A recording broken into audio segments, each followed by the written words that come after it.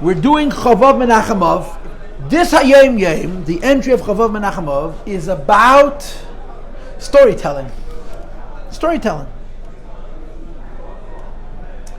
And how important storytelling is in the avodah of Chassidus and Chassidim. And as we discussed at length, storytelling on the simplest level makes us feel good. You tell stories of tzaddikim, you tell stories of miracles. It's very moving. It's very moving. But the depth of Chassidic storytelling is not the stories that we tell about miracles that move us. It's stories about life, about work, about becoming a better human being. And what we call in our culture avodah, the labor of becoming a better person. And these stories that Chassidic Rabbeiim are defined by, that describe real Chassidim and their real avodah as a motivation for our lives. That I told you 2 weeks ago, that the Rebbe told Reb Abba Pliskin alav hasholem. The Rebbe asked Reb Abba Pliskin, he was a very, very pneumistic person. The Rebbe asked him to fabring for the Bocherim to fabring. So he told the Rebbe, how do you fabring? And the Rebbe said, you start off by telling a Chassidic Ma'aseh, and then you study it. And Reb Mendel would often repeat this word, and Reb Mendel would do that himself. Reb Mendel was a master fabringer, but he always started bringing with a story. And I told you 100 times, you waited a whole night for him to finish that first story, and he never finished it. Oh, he was great. Mendel's fabringens. He had you on a leash. Anyway, so we're studying the Hayom about the significance of storytelling and how it affects our practical lives. And the Rebbe gave 3 examples of where the stories affect our practical lives. And we're going to read it inside the entry of Cholov Menachem, okay, from the middle. I'm not reading from the beginning, the 4th line. One must know. As every story is a practical lesson in life. And he says 3 things. Every story brings a person to better character. And this we spent all of last Sunday discussing. And then he says, an inner vibrancy in doing mitzvahs beautifully. That's number 2. And to appreciate deeply the sweetness of the teachings of Chassidus. And as I told you last week, these 3 are 3 of the 4 items that the Rebbe has on his page in the non-Frum Chassidus. The Hiddur Mitzvah is the 2nd one, Chassid Seirfon. Midas Tevis is the 3rd one, and Noyam in that Teres Chassidus is the 4th one, to understand godliness. So Midas Tevis we talked about. Today we're going to talk about the idea of Hiddur Mitzvah, doing mitzvahs beautifully. Okay? And we're going to talk about very simply, very practically, but I want to give you a very, very important akdama. The Rabbeiim came to America 82 years ago. The Frierdiker Rebbe came 82 years ago. The Rebbe came 81 years ago in Sivan. Sivan Tafshadaf Magil in New York. And the Rabbeiim made a revolution. The slogan, the sisma that went along with this revolution is America is nicht andersh. America is no different. Now we have come to see America is nicht andersh in Shlichus, in the Tshuva movement, and it's true. It's amazing. And the Shluchim are not finished. Mashiach they're not going to be finished either. Every Jew, to look to Echad Beis Yisrael. Every Jew, I don't know if the Jew is going to come to the Chabad house or the Chabad house is going to go to the Jew. I have this fantasy. The Reform movement have annual meetings, you know that. The Reform movement, they consider them the largest movement of any Jewish group in America. And they pay whatever it needs to make sure that the statistics always show that they're the largest group in America. They have the most synagogues and the most members. It's not even smoke and mirrors. Broken mirrors and the smoke machine is broken. But they have these meetings and they sit together and they ponder the future of the Reform, how they're going to make it. And they say we have to take a page out of the Chabad playbook. Why? Because in the Reform movement they have Reform rabbis, Reform Rebbitzins, Reform, I'm not sure what I am. But it's a career. So you get a job in a temple, you work for a few years, and you become a good speaker, a great advocate, a big troublemaker, and then you move to a better position, a better temple, and a better temple. So there's it's a revolving door. In Chabad rabbi and rebbes, they come to a small town. They don't say, I can make a career move and go to a bigger city. They're there for life. So they say, we got to live from Chabad. You want to live from Chabad? You got to be Chabad. There's only one movement like Chabad, because there's only one movement that has a Rebbe like the Rebbe we have. The Rebbe told Rabbi Tokeyer, who we sent to Japan 100 years ago, he says, I'm not going to treat you like my Chassidim. I'll let you leave. That's what he said. I'm not going to treat you like my Chassidim. I'm going to let you leave. My Chassidim are for life. You, I'll let you leave. And he tells the story how wonderful it was. The Rebbe sent it for 2 years, they stayed for 20 years. And they influenced the whole Far East. There were no shluchim at that time. Anyway, so the Reform movement gets together. So I have this fantasy. Come to any Reform congregation. He says, you want to have a rabbi for life? Put up a mechitzah. Kashi your kitchen. Put a sign on the parking lot that you're not supposed to drive on Shabbos. And I'll get you a Chabad couple. And you'll have a rabbi for life. And they're not going to force you to do anything you don't want to do. But you know what? You'll come back the next week, because it'll be meaningful and interesting, and most importantly, your children will be schlepped in. It's not a religion for old people to sit still and behave because the pews are very beautifully stained and you don't want to make a leave your fingerprint on it. Anyway, this is Menachem, yeah? But it's going to happen. It's going to happen. I heard years ago that somebody once asked the Rebbe what he thinks the future of Judaism in America, and he said, quote, I see a natural merging of all branches of Judaism into orthodoxy. That's a quote. I see a natural merging of all branches of Judaism into orthodoxy. It mamish makes sense. But okay, we're off to the races. So we think of the expression America is nicht andersh in terms of saving Jews from assimilation. And it's true. But that's not what it means. America is nisht doesn't mean you don't let Jews assimilate. Faket. America is andersh. In Russia, Jews who assimilated you didn't talk to. To be honest, the Kiruv movement makes America different than the old country. In the old country, you didn't look at them. They were Rishoyim, and they were Apakursim, and they were Yamach Shemamnikis, even if they were your own children. Faket. America is andersh in Kiruv. When the Rebbe RaShaB said America is nicht andersh, he meant that Frum Yidden should be Frum like they were Frum in the old country. Because in America there were Frum Jews, but they were Americanized. The heart of it is, the neshama of it was, it's very important to be a good American. Very important to be a good American. To show America that you're one of Americans. And you can't blame them. Why? Because Hakaras HaTev. What America did for Jews of Europe. Just study what we went through in Europe. America, the kindness of the United States of America, Malchus Shechesed, the debt that the Jewish people owe to the United States of America, it's amazing.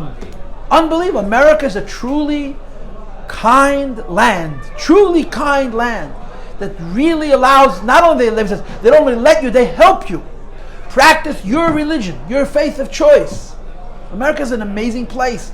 And we all, every single one of us, forever owes a debt of gratitude to the United States of America. There's no question about it. No question about it. Not to see it that way is very sad and blind and angry and immature. And okay, but in America of the 30s and the 20s and in the 40s, there was a phenomenon called a melting pot, which has been replaced by the Great Mosaic, as Dinkins said years ago. The melting pot means everybody has to become the same. You have to speak the same language. You have to dress the same. You have to act the same. Being an American meant to conform. Today, being American is called multicultural. You can have tattoos and earrings and even a beard and even a shaitel. Yet the Mishagas accepted, but then it was about being the same. And Europeans came here, and to be accepted as an American was very important. And because of this, a lot of things were lost. And more importantly than that, everything was compromised. You got to be Frum, but you got to be American. And if being American means going twice a year on vacation, it's a chok v'layaveh. You must go on vacation. Like the Rebbe used to joke about going to the mountains and living in this tiny bungalow, having the mosquitoes eat you alive, because otherwise you're not an American. You got to go to Monticello and take a bungalow for 2 weeks and go watch a few shows and be a mensch. That's what Americans do. And this was the klipa. When the BiDieved spoke about America, nicht andersh, the non-Frum Yidden verkehrt, America is andersh. Mikarev. But the Frum Yid, for whom being American was important. Let me tell you something shocking. Shocking. Really shocking. In 1942, Harav Moshe Soloveitchik passed away. Reb Moshe Soloveitchik was the son of Reb Chaim, the great Reb Chaim of Soloveitchik, the Grach, and the father of Rabbi Yosef Deva Levi, the Rav as they call him, and the rabbi of the modern Orthodox, who was a contemporary of the Rebbe's. The Rebbe knew him from Berlin. They were friends. They were very close. He was the professor of Talmud in Yeshiva University at the time. His father was the head of the department. His father was the Rosh Yeshiva.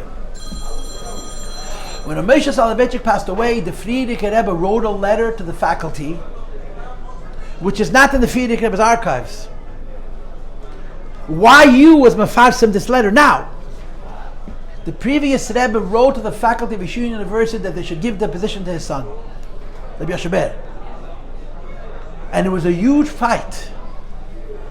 The president of the university, who was an Orthodox Jew, did not want Rabbi Soloveitchik to have the position. You know why? He's too Orthodox, too Frum.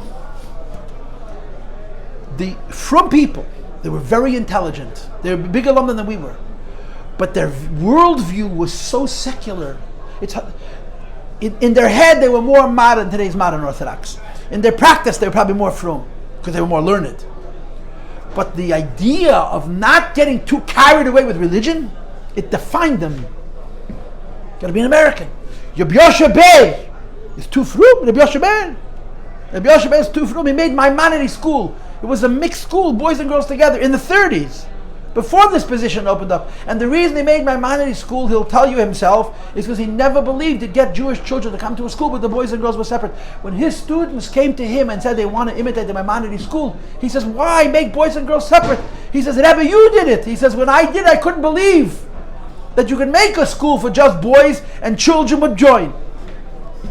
He was too Frum. You understand? The Frierdiker Rebbe's letter apparently was influential. That's what he writes. Telushkin writes in his book. At the Frierdiker Rebbe's letter, YU has the letter. We don't have it. It's not the Nigris. The Rebbe wrote a letter and said, give the job to his son. And there were people who didn't want him to have the job. I heard this from old Yitzchok Talmidim of that yeshiva, that they were afraid that he's never too Frum, too Orthodox. Because in America, even if you were Frum, you had to have an American version. The American version of Orthodoxy is, don't take it too seriously. If you can eat kosher and Glatt Kosher, don't waste your time at Glatt Kosher. It's America. If you could drink Cholov Yisroel and Cholov Stam, dafka drink Cholov Stam. Why? Because we're normal. We're not fanatics. We're not radicals. And in every nikud of Yiddishkeit, it was a hashkafa. It was a philosophy. They called it centrism. Being in the middle. The middle means I'm Frum, but I'm American. I'm normal. And I guess we would call them modern Orthodox. But this was the shita. It was a shita that believed in principle of BiDieved. Any BiDieved, anything which was okay, was preferred than to do something precisely in Lichatchila, because in America, it's not Russia. We're not nuts. I'm sorry. The meat's kosher, don't tell me it's not glatt. The milk is kosher, don't tell me a Jew didn't watch the milking. And in every area of life, this was America's andersh. The yeshiva bochrim, forget about them being clean shaven. Yeshiva bochrim were enlightened.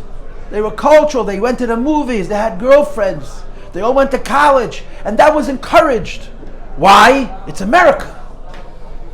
This is what the Rebbe fought against. America's nisht andersh was not for not Frum people. America's nisht andersh was the mindset of Orthodox Jews. That in America it's different. The Rebbe set a course for himself. that I really think you can summarize it in one word. Jede Zach Lichatchila. If I can do it less than perfect, or I can do it perfect, I will definitely do it perfect. And it was a war. It was a war. You hear the story about the Rebbe with Shaitlach. The Rebbe had no problem with a pretty shaitel. I just want you to know that. I know there's people who say that a pretty shaitel makes a woman look too beautiful. So it's just not true. It's not halacha. It's paranoia. It's not halacha. It's not halacha. It's not Jewish law. I'm sorry. A woman has to cover her hair, but it doesn't have to look like steel wool. I'm not. Believe me, I'm not into fashion, but it's not halacha. The Rebbe never had a problem with a pretty shaitel. But the girls, the Frum girls, were wearing hats and tichlach, and they wore hats in such a way that it was fashionable. You saw half of their hair, or a certain percentage of their hair. And the Rebbe said, "Ich will oisfin sheitlach mit mesiras nefesh." Those are the Rebbe's words. I'm going to introduce sheitlach if I have to be mesiras nefesh, because a sheitel is a lechatchila. The Rebbe's whole MO was, we're going to create Yiddishkeit in America with no part of our religion is going to reflect this attitude that in America we don't take it that seriously. You're nuts. You don't eat. How many people I have met Orthodox Jews who eat fish and salad in non-kosher restaurants, and they base it on ben yemans, and they base it on all kinds of excuses, and it's a philosophy. You're not going to eat a baked potato that they sell on a stand in the street. It's kosher, but they sell hot dogs. It's different pot. The pot has to be used in 24 hours. It's a philosophy of BiDieved. And that Rabbeiim had to break it through. You know, and what's a modern day symptom of this? Now I'm going to get under your skin and say something very provocative and politically incorrect. It's this whole shturim about how women clean for Pesach. Chomet, the dirt is not chometz and your wife is not a korban Pesach. Those things are true.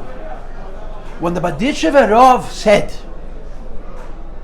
that Rosh Hashanah, when we say in the Tkiyas, min kashrak, when you say by blowing Tkiyas, you want the Eibusher to give you a good year, and he should give you all cult of Zachen, and you say that the malachim that are created from the kashrak and the kashak and the kashak, and kashrak is kratzen und reiben und shayren und kasheren, which meant the women on their hands and knees scrubbing the floor. This is Rosh Hashanah to Tkiyas. He wasn't talking about orthodoxy. He was talking about Hiddur Mitzvah. Hiddur Mitzvah, my grandfather, my uncle, my mother's brother, Shmelazer Stern, he was a very halacha yid. He moved to Los Angeles. When I heard the full story, I almost fell down. He went to Los Angeles and got a job. And then within a year, his job was gone. This is 1972. It's 50 years ago. There wasn't a single kosher restaurant in Los Angeles at the time. He was going to make the first kosher restaurant. So he came to his Rebbe. He was a Skalena Chassid. His Rebbe lived on Crown in Brooklyn. He was a big tzaddik. He was a Baruch HaKodesh, B'mayfis Ayid, full of Avos Yisrael. He used to daven in 770 every day. I remember him. He was this big. And he said to his Rebbe, he wants to open a restaurant. And his Rebbe opens up big eyes. Yidden essen in gas. You speak Yiddish. Yidden essen in gas. Jews eat in the street. That was his words. He said, no, they eat inside the restaurant. It took him a few minutes to speak, to say somebody else's food that you didn't prepare is called eating in the street. This is Jewish tradition. You know the old expression, a restaurant that needs a hechsher you shouldn't eat in. That's what they used to say in the olden days. No, the Rebbe and the Rebbetzin used to frequent restaurants in France. There were people who saw them in the restaurants. But they were Hamish, not Hamish like today, Hamish. The person who served you that food would eat the food he gave you himself. And if the person who served you your food would not eat the food himself, he wouldn't give it to you. That's kosher. That's kosher. They were such elachayid. They were literally giving you their own food. They were just made a little more, and they had a few extra tables, and you'd prepared. But that's ethnic gas, eating somebody else's food. The story of my uncle is mind blowing. He came to his Rebbe. It's a moed in the Kamaisa. He came to his Rebbe for permission to open a restaurant. His Rebbe made him nuts.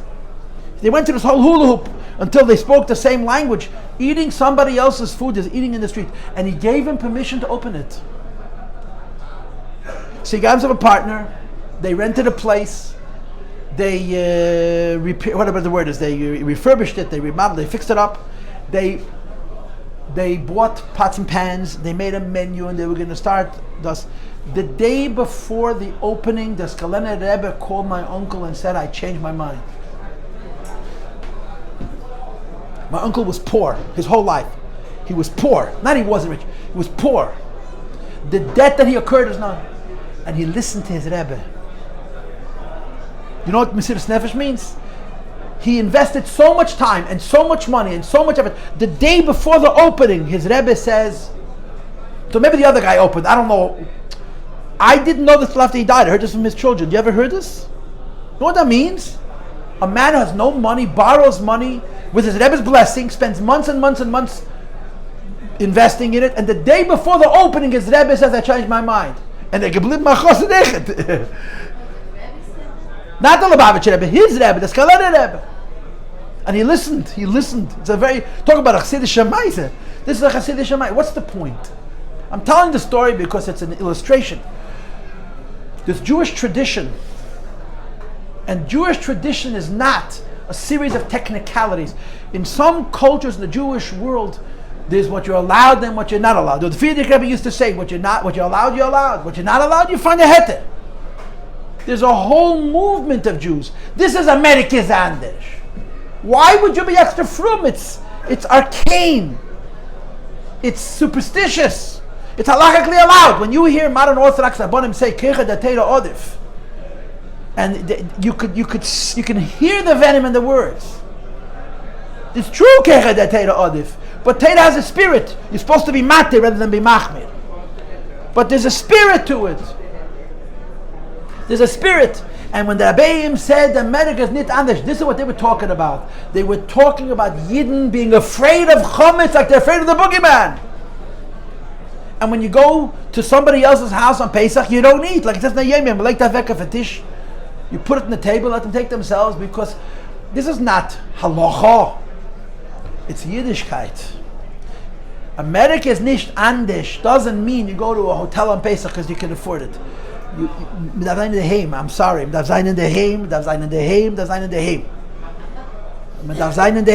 can't see again in a restaurant is a kasha. Pesach. This is my opinion. You'll do whatever you want anyway, right? This is my opinion. Why? This is Jewish tradition. What are you afraid of? Dirt is not chometz, and your wife's not a gob in Pesach. This is what Jews do. Rosh Hashanah, you need a schus. This is it. This is the schus. The mishagas, Pesach you read by somebody else, and you don't use oil, you use davke schmaltz, and you have to melt your sugar, and all the mishagas. Yeah, this is what the Rabbeiim came to bring to America. America's nicht andersh. And the way it plays out, in the words of this here, Hayom Yom, chayes pnimi and a Hiddur Mitzvah. You can do a mitzvah plain, and you can do a mitzvah beautifully. In America, when you bought an outfit, you went to the store to buy clothes, or you bought a car, or you bought a rug, or you bought a couch, or you bought a dining room set, or you bought a bedroom set, it had to be perfect. I marvel at this. When you hear this expression, I'm going to have a perfect wedding. What's a perfect wedding? The gown is going to be kach v'kach, and the smorgasbord is be kach v'kach, and the bigans will be kach v'kach, and the weather is going to cooperate, and the photography kach v'kach. That's a perfect wedding. You know what a perfect wedding is? That it's 50 years later and you still love each other. That's a perfect wedding. Wegen dem redt man nicht. No one has time for that. They're so busy picking a gown, they forgot the whole point of it. This is America. The Rebbe used to say, I don't understand. Chassidim made chasanas in the old country. How did they make a chasana in the old country? Every single wife in town cooked one food. The whole community was invited. You didn't have any invitations. You didn't have place cards. And they sat and danced and sang a whole night. Today you spend so much money, you can't afford to invite your friends. And everyone is calculating if they can come because they can't afford the gift. And by 10 o'clock it's over. We embraced, I tell my students, the one place where we're still American is in the way we make our weddings. And by mitzvahs. We sold our soul to what? To a photographer and to a florist and to a musician and to a hall and to a caterer. What? Our weddings are depressing because they're so busy with chitzonius. They're so busy with chitzonius. They're so busy with things that are really not important. And this is what the Rebbe used to say. Really, we're trading this in for this. We sold this for this. Anyway, the Hayom is saying that there's something called Hiddur Mitzvah. Hiddur Mitzvah means you don't do a mitzvah, you do it beautiful. If I can get shmura, if I can get regular matzah and shmura, I get shmura matzah. If I can get shmura mishas tchino, shmura mishas katsira, I get shmura mishas katsira. If I can get aleph matzah, I get aleph matzah. It's more expensive. I can wear a wool kapot, I can wear a silk kapot. It's more expensive. Why? Because the Yiddishkeit has to be first class. It has to be the best. And there has to be a chayes in this. This is something that the Rebbe and the Frierdiker Rebbe had to break through. And in this you could say the Rebbe wasn't the Frierdiker Rebbe. The Frierdiker Rebbe was worried about saving souls. The Rebbe, one of the things that from the very first day, and we're not talking here about people living in the 5 towns. The Rebbe was dealing with Lubavitch and Crown Heights and Kfar Chabad and France, where he wanted to impact by Chassidim this shitta, this hashkafa, that the Yiddishkeit is the most. If I need a nice car, I need a nicer matzah. If I need a nice car, I need a nicer esrig. If I need a nice outfit, I need to have a lot of schach on my sukkah. And the same is true in every Indian. And this is Chassidus.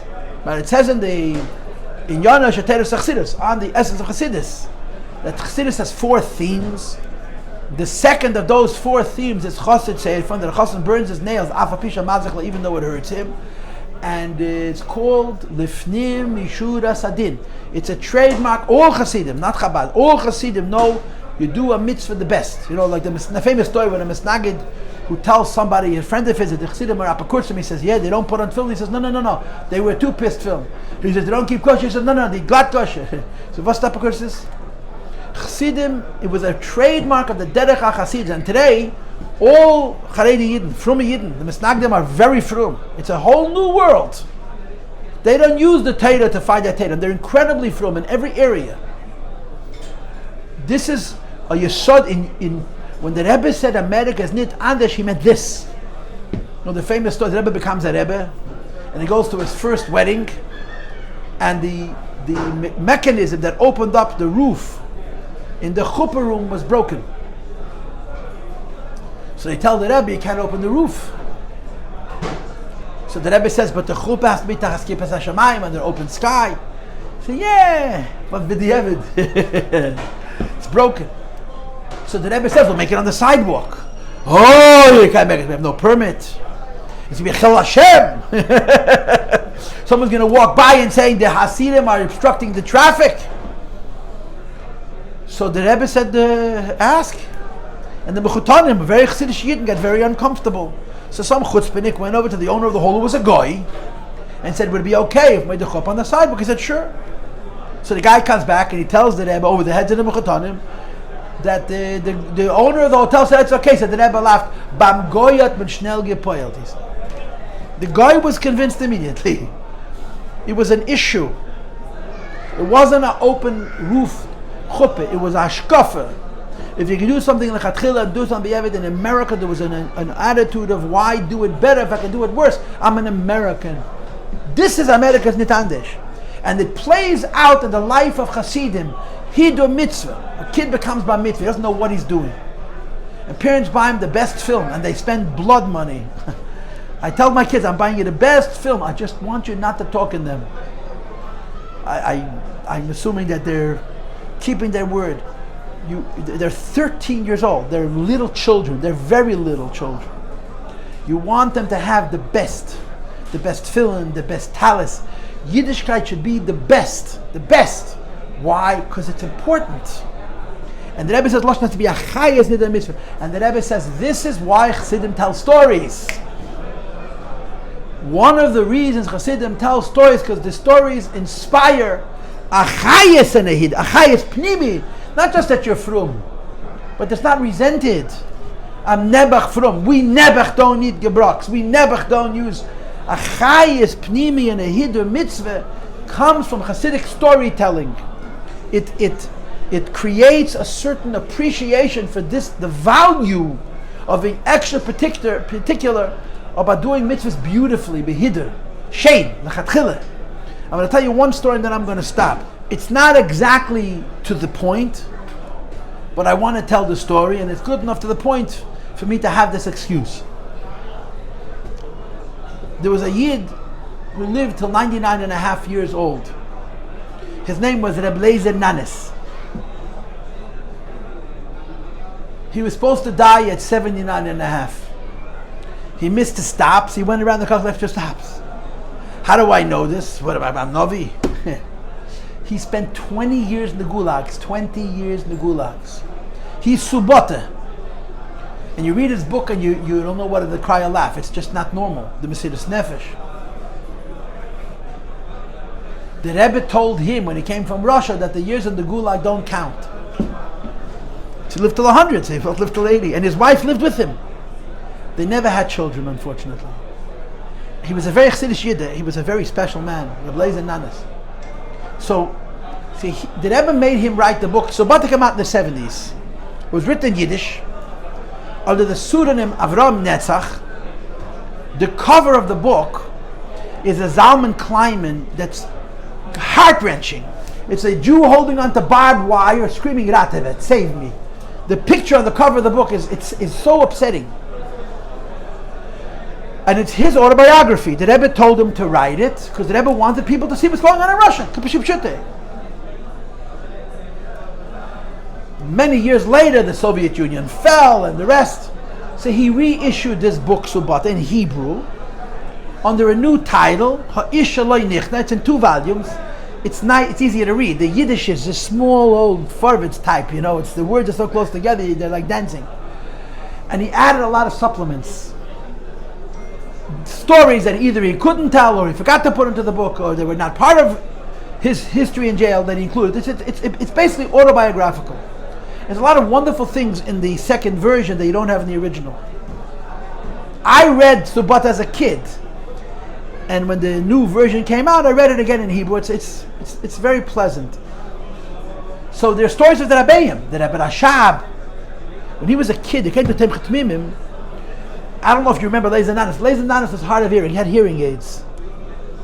His father also did. Apparently, hearing is hereditary. He came to Lubavitch as a bocher with his father. And he went in with his father to the Rebbe RaShaB. The first time he came to Temchat Mimim. And when he came in, the Rebbe RaShaB talked to him and his father together. And at some point, the Rebbe RaShaB lowered his voice. And he said to Lazer, to the son, Du vazayim bazeh in the hand of the Vestareiskein. You're going to be in their hands, but you'll survive. But the father didn't hear it. The Rebbe RaShaB knew that his father was hard of hearing, so he lowered his tone, and he said to him, Du vazayim bazeh in the hand of the Vestareiskein. You're going to be in their hands, and you're going to survive. So the father said, "Was?" What did the Rebbe say? And however, they didn't tell him. The Rebbe didn't want his father to hear this. He spent 20 years in the gulag. 20. A kid said, "Well, Lazer Nanos was a tomim." It's hard to explain what the word means. He was a tomim. He was a tomim. So here's one of the stories in the newer version of the book. He came from Kherson. Kherson is Ukraine, and Kherson is not a city; it's a region where they had a lot of farms. Stalin Yamach Shmei collectivized those farms, and he killed 2 million farmers. But Kherson was the breadbasket of the world until Stalin. It was very, very fertile. The Middle Rebbe got from the Russian government a huge plot of land in the Kherson, and he relocated then in the 1810s. 2,000 families, I think, 2,000 Chassidim, and they lived there wealthy, comfortable until the Holocaust. The Rebbe was born in these colonies. The Rebbe was born in the city of Nikolaev. Nikolaev was the big city right next to the Kherson colonies. Reb Yitzchok Masmid was born in these colonies, and Lazer Nanos also was born in these colonies. It says what city, I remember, it's Colonius, Chassidim. So it happened Shabbos that Reb Yitzchok Masmid came to the city where they lived as a shadar to raise money for the Rebbe. And Reb Yitzchok Masmid stayed in their home, which means he trusted his parents. Yitzchok Masmid was a madman. When it came to kasher, he was out of his mind. You had to buy a new pot and kasher it and toivel it. BiDieved. You wanted him to eat chicken? If meat was out of the question. The sheikhet had to come to the house. Yitzchok Masmid had to check the cholov before the shechita and check the cholov after the shechita, and then he would eat. So Mrs. Nanos had a choshev, a guest, and she did whatever he wanted. You want a new pot? New pot. You want me to kasher? Kasher. You want me to toivel? Toivel. She brought the sheikhet to the house. The sheikhet showed him Yitzchok the cholov. He checked it. He shecht it. He checked it again, and then they had to kasher it. And the Yitzchok Masmid had chicken for Shabbos. How much did he eat? Rabbi Fuchs told me, and yes, he ate nothing. He mamish ate nothing. He davened the whole Shabbos. So he came home mincha time, basically, in a Shabbos like this. And she served him whatever he had.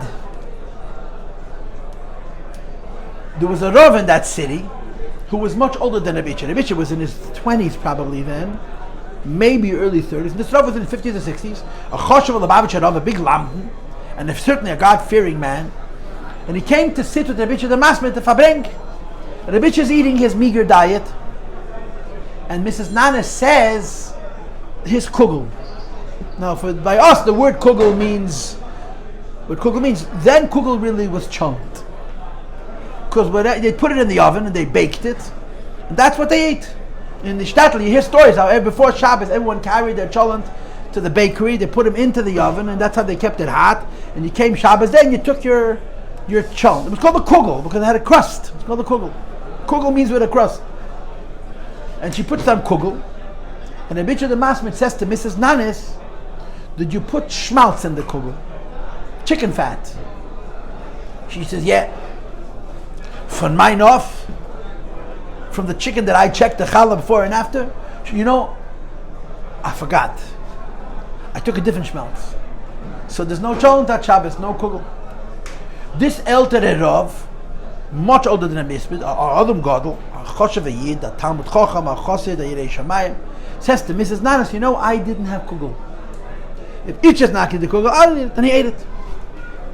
Lazer Nanos witnessed this. End of story. Fast forward, the chveis a year, 6 months. Lazer Nanos is now by the Rebbe RaShaB in Rostov, the last years of his life. And one night, there's no secretary around. There's no secretary. Lazer Nanos was an elder Boches from the Choshev Tmimim, was a very special man, respected person. So somebody said to him, listen, there's nobody to stand by the door for Yechidus. People made appointments. He went to the Rebbe RaShaB. Someone has to stand by the door to rush it, to move it quickly, and to make sure that people don't waste the Rebbe's time, and they should go in order. Would he stand by the door and be mishamish the Rebbe to do the night of Yechid? Rabbi Groner did it for 25 years. You read Rabbi Groner's biography, they describe Yechidus. So, he's standing by the door with a note of all the names, and he's letting people in one at a time. And one of the people is this same Yitzchok Masmid. So Lazer Nanos did something very, very chutzpahdik. Really chutzpahdik. When Yitzchok Masmid went into Rebbe RaShaB, he kept the door open. He wanted to hear what the Yitzchok Masmid was going to talk about with the Rebbe. Which it's the greatest invasion of privacy imaginable. The Yitzchok walks into the Rebbe RaShaB, he probably put on a zettel, a note, and he starts to cry. And the Rebbe RaShaB says, Yitzchok, why are you crying? And he tells him the story with the kugel that Lazer Nanos had witnessed 6 months before. So the Rebbe says, what's so terrible about the story? So Yitzchok Masmid says, that Rav is older than me. And he ate the kugel. Maybe I'm being too frum. Maybe I'm taking upon myself a Hiddur Mitzvah which is not on my level. This is how the Chassidim had this also. Today it's a little bit different, but there were certain ideas of Hiddur Mitzvah that were for Bali Madrege. And the Bishop Masmid said this Jew is a time and a half my age. He saw earlier Chassidim and earlier Rabbeiim, and maybe I'm pushing the envelope too far. This is what he was upset about. And the Rebbe RaShaB is consoling him. Nein itche. Fadir is al saninyan. No itche. For you, everything is an inyan. No, it's appropriate. You should do it. And he doesn't believe the Rebbe. And he says again, maybe, nein itche. This was the conversation.